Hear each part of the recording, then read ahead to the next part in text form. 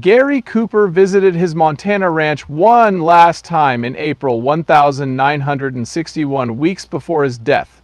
He left behind secret artworks, a saddle that changed Hollywood history, and recollections of his mental breakdowns and escape from stardom. On May 7, 1901, in Helena, Montana, Frank James Cooper, later known as Gary Cooper, was born. He was born in England to Charles and Alice. When infant Frank first wailed, community residents claimed it sounded like nature, telling them someone special was there. Frank was raised in Montana's wild beauty, but his parents preserved their English traditions. Frank and his brother Arthur had to speak British English and dine properly while living in the untamed West. Frank's lawyer father became a judge. He frequently took Frank to the Montana state capitol to observe discussions and admire Western art. Frank was formed by frontier life and English values. Frank was 7 when a dam broke in 1908, devastating the neighborhood. Frank's childhood foreshadowed his destiny. When he was 9, he won a contest by passionately reciting a poem to a standing ovation. A vaudeville performer in the crowd claimed Cooper Child may be a star. No one believed it then, but they would. Frank's father bought the 600-acre 7-bar N cattle ranch when he was 5. Life was rough. Frank had to do chores in the morning, despite the cold. He said he shoveled dung in frigid weather. At 12, he was afraid when a bull charged him, but he steered his horse into trees to escape. Since ranch workers unearthed Native American artifacts like arrowheads while digging a well, Frank got interested in their history. Frank and his brother were sent to England for school at 9 because their mother wanted them to be educated. From ranch life to a rigid English boarding school was hard. Frank compared it to roping cattle to reciting Shakespeare overnight. He returned to Montana during school breaks and told his friends strange ranch stories. His peers felt he lied. Frank fell in love with reading and art in England. He studied Shakespeare and Dickens extensively, which helped him act. His embarrassing experiences included wearing cowboy boots and a Stetson to school, which made a sensation. Leaving England during World War I, he returned to Montana in 1914. His British manners and accent made him stick out, and others taunted him. He worked hard to retrain for ranching and reconnect with nature. At 17, Frank gave a rodeo speech that blended cowboy vernacular and Shakespeare lines, demonstrating his uniqueness. People were surprised by his rough, smooth balance. Life changed forever on Gary Cooper's 15th birthday. Gary and his friend Harvey Markham drove in Helena, Montana, on May 7, 1916. The day began excitingly but ended tragically. Harvey lost control of his car and flipped multiple times before landing upside down. Under the wreck, Gary was in excruciating pain and could barely stand. Left side felt heavy and worthless, like it didn't belong. After treating Gary's scrapes and bruises, hospital doctors didn't know his hip was shattered since they never took an X-ray. This blunder caused Gary's hip to heal improperly, and he would live with the consequences for the rest of his life. Gary grew up rapidly after the accident. He had to deal with pain and healing. Gary's doctor, who didn't know how terrible his hip was, suggested horseback riding daily to treat it. Although Gary thought it was right, the repeated jolts from biking made matters worse. Gary kept going despite the pain. He grunted through discomfort on horseback for hours. He developed his own walking and riding technique to manage his injury. His small limp and uneven walk made him stand out on horseback. He leaned slightly to one side, giving him a style that would later be seen on screen in 1924. Gary Cooper went from Montana to Los Angeles at 23. His dream was to be creative. His father had relocated there earlier that year to manage family assets. After moving to Los Angeles, Gary believed it was time to pursue his goal. He drew cartoons for a Montana newspaper and studied painting for 2 years in college. He believed in his abilities, but things went wrong. Gary struggled to find stable advertising work. One of his earliest occupations was painting cough drop ads on theater curtains, which wasn't his dream. To survive, he sold posters, promoted photographers, and took art classes when he could. Gary met two old Montana buddies working as movie extras and stunt riders in early 1925. Gary tried Hollywood after hearing about the chances. His first film extra work was in The Thundering Herd. He made $5 a day, which was adequate for him because he grew up on a ranch with horses. He started doing stunts for $10 a day, which paid more. Gary worked hard and risked his life jumping off horses and falling, but he found success in scores of low-budget westerns where he played small roles or followed the lead. Gary realized his name, Frank Cooper, was too common and required a distinctive name. His agent, Nan Collins, recommended Gary after her hometown of Gary, Indiana. Gary liked the sound of it, short, easy to remember, and perfect for his new Hollywood existence.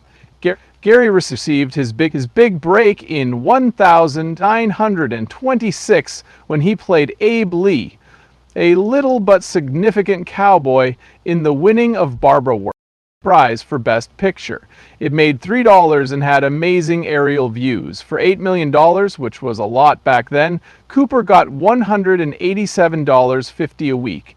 But a successful film got him noticed. Cooper survived the transition from silent to talkies, unlike many actors. His deep, silky voice fit the new flicks. The 1929 smash, Virginia, was his first talking part. He remembered lines poorly, so he said them briefly. This became his style, and people enjoyed his naturalness. He starred alongside Marlene Dietrich in Morocco in 1930. Dietrich wasn't fluent in English and new to Hollywood, but Cooper's straightforward acting style made it easy for her to work with him. In the early 1930 sets, Paramount Studios paid Cooper $175,000 in cash and stock to keep him. It was a lot of money then. He played A Farewell to Arms based on Ernest Hemingway's novel in 1932. He played a World War I ambulance driver who falls for a nurse in Hemingway's book. This film proved Cooper could play drama, making it significant. People loved his $25 million performance. People talked about his relationship with Helen Hayes on screen because of their chemistry. Cooper's character is blessed in a hospital scene, and some wondered if that changed his religious beliefs. He watched more than he talked as a child in Montana, and in his acting, he trimmed lines when he had problems memorizing them, giving his characters a calm, quiet voice. Directors appreciated how he could express tremendous emotions with his face or a tiny gesture. His genuine and honest portrayal of a real-life war hero in Sergeant York in 1941 earned him an Oscar. He played a morally conflicted sheriff in 1952's High Noon. Cooper was a Hollywood superstar and high earner. He became the highest paid American in 1,937 seconds, earning $37,988,819 per year. Smart with money, he asked for a portion of his movie's profits instead of a hefty compensation up front, which paid well in 1954's Veracruz. Made $1.04 million, but his wealth presented complications. He sold his Picasso and Renoir collection in 1941 to pay $280,000 in delinquent taxes. Gary Cooper lived a dramatic, passionate, and scandalous life in the late 1920s and early 1930s.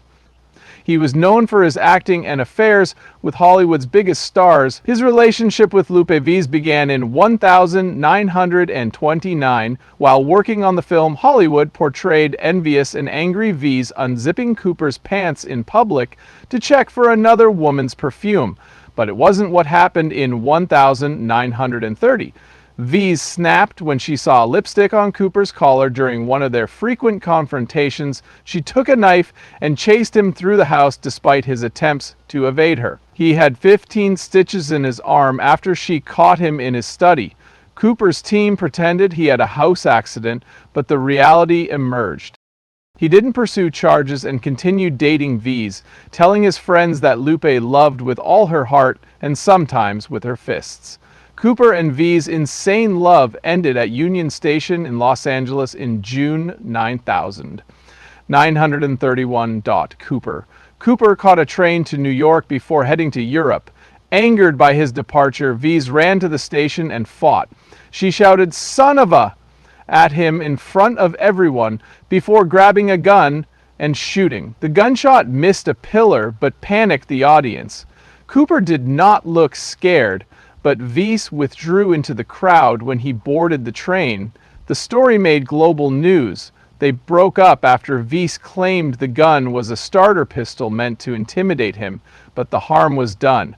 Cooper had another affair with Marlene Dietrich in 1930 while filming Morocco. She was flamboyant and fashionable with an androgynous style. Their connection on television carried over into real life, and they frequented luxury restaurants and nightclubs, filling gossip columns.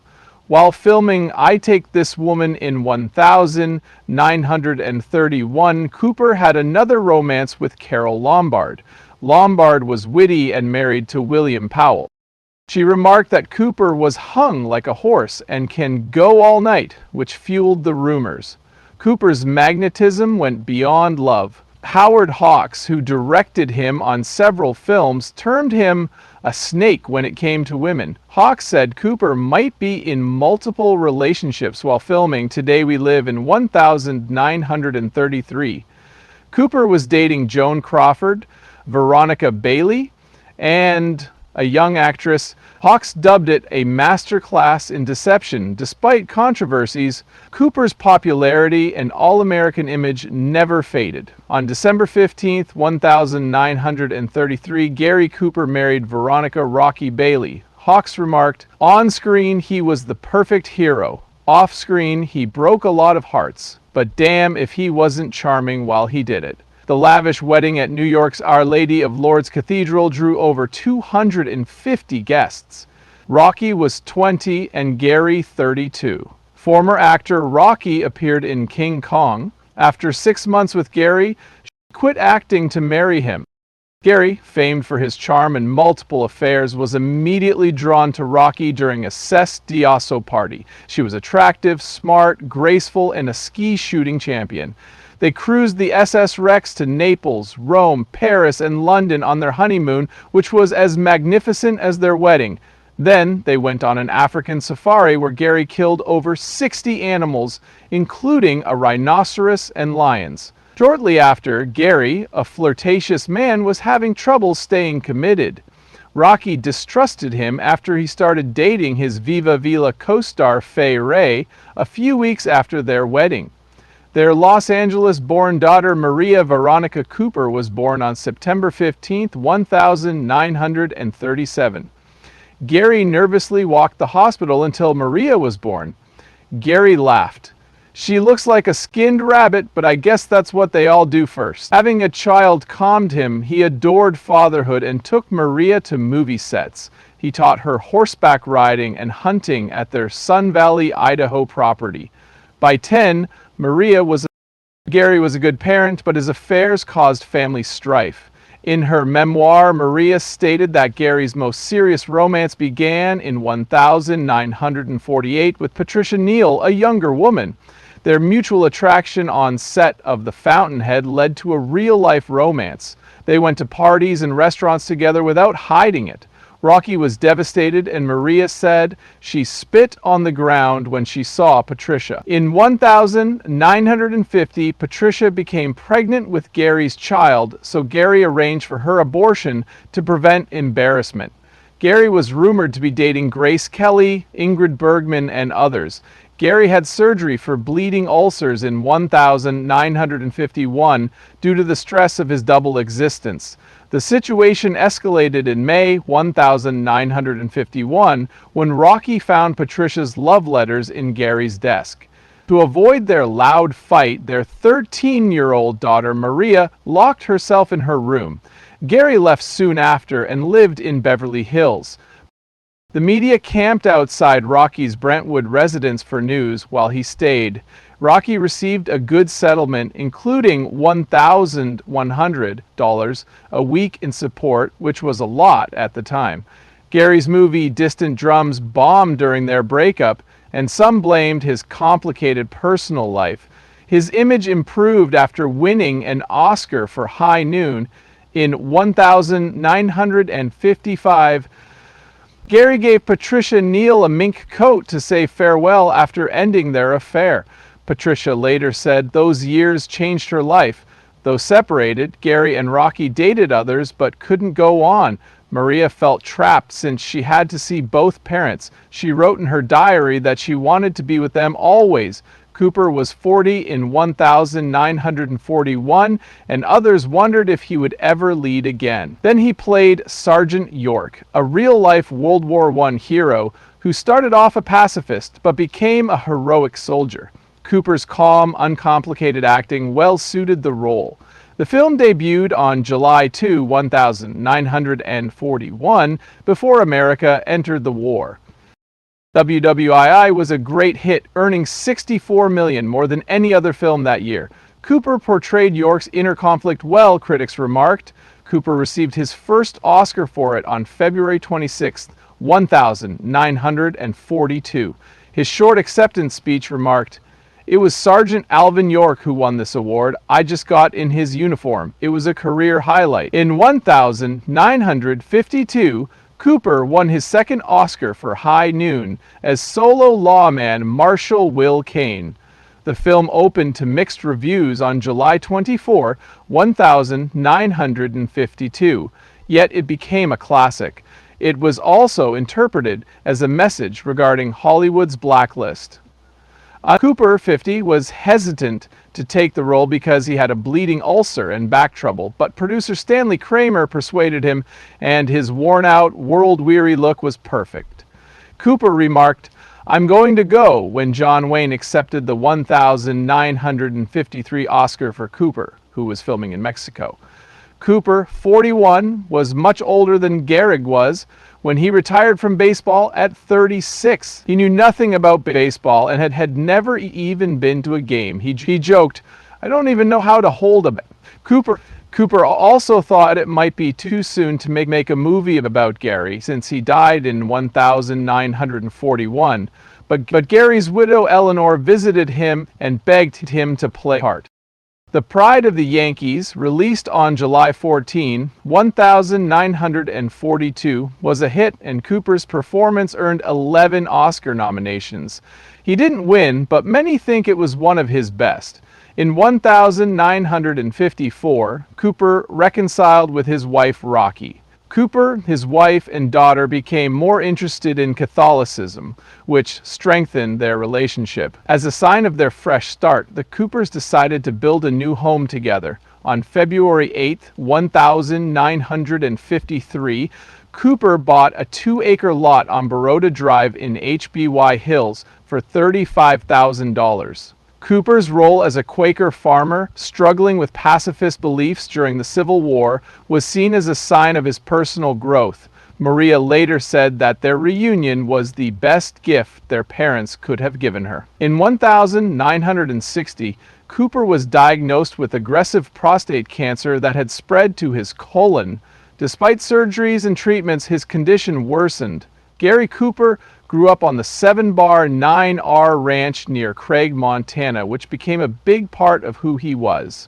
In High Noon 1952, Gary brought his own saddle from the ranch to the movie set because it made him feel like the character wasn't fake. In The Westerner 1940, Gary made up a whole scene. Gary loved watching family friend and cowboy artist Charles M. Russell draw scenes of ranch life as a child. Russell's art showed Gary the beauty of his world, and he brought that into his acting. The ranch also made Gary love Western art. When Gary got older and more famous, he started collecting Western art, including Russell and Remington paintings. Gary started going to the ranch whenever Hollywood got too much after his nervous breakdown. Studio executives didn't like it because it made him unavailable, but Gary didn't care. He said it kept him sane during hard times, like his affair with Patricia Neal. Gary spent more and more time at the ranch, where the ranch hands treated him like one of their own, not a movie star. Could enjoy it one final time. The ranch was more than a location he grew up or vacationed. It reminded him of simple times, hard work, and the cowboy attitude that made him memorable.